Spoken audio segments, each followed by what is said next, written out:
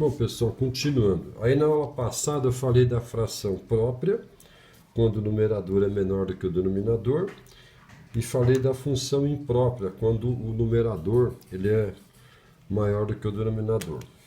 A função imprópria, pessoal, ela também está ligada com função mista, fração mista, tá? Então a fração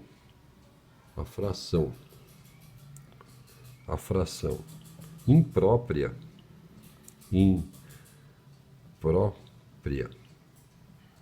ela está ligada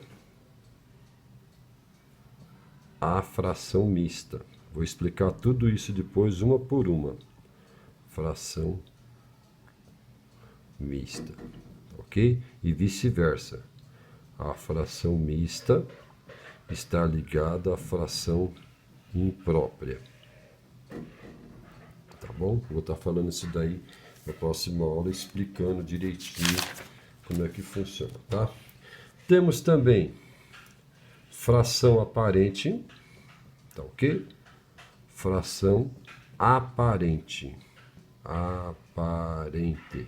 tá? A função aparente, pessoal, é aquela função, é a fração que quando você divide dá um número inteiro. Por exemplo, 8 quartos. Ela é uma fração aparente. Por quê? Porque aqui ó, dá para você simplificar, né? Ó. Se você dividir por 4 aqui, ó, e dividir por 4 aqui, 8 por 4 dá 2, né? 4 por 4 dá 1. Olha lá.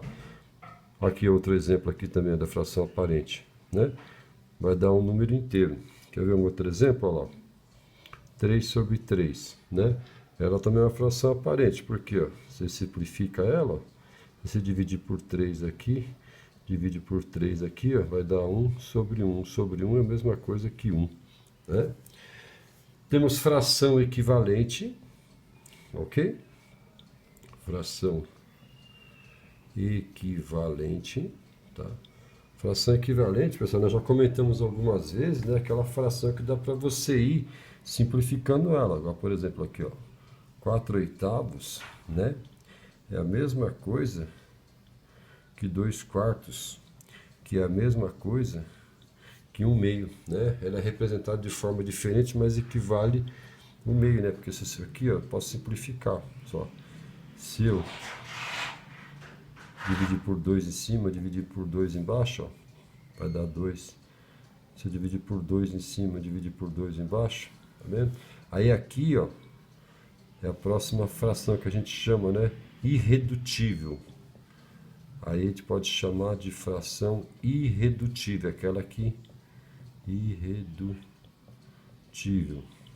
Aquela fração que você não tem mais como simplificar ela, né? E aqui também, além da fração irredutível, ela também pode ser chamada de uma fração própria, né? Ok? Deixa eu ver se tem mais alguma aqui interessante. Eu vou apagar aqui só para aproveitar a aula, tá bom? Aí eu vou falar aqui, para encerrar,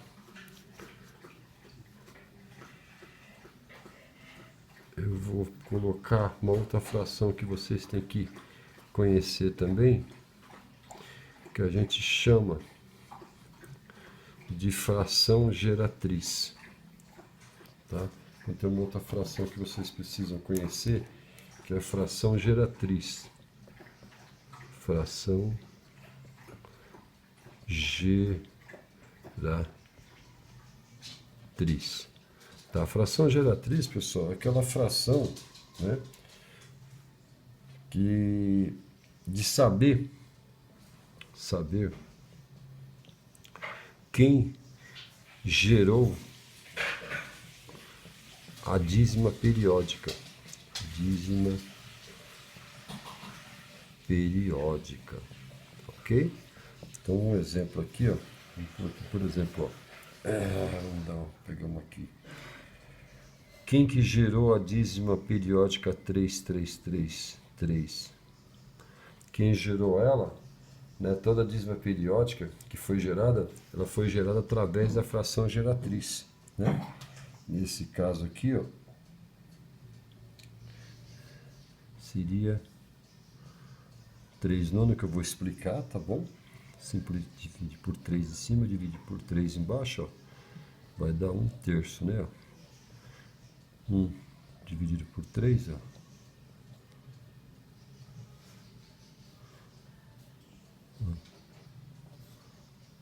E vai embora, né?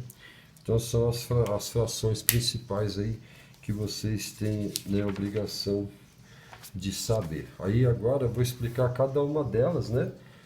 Fazendo o cálculo com algumas, tá bom? Obrigado aí, até a próxima.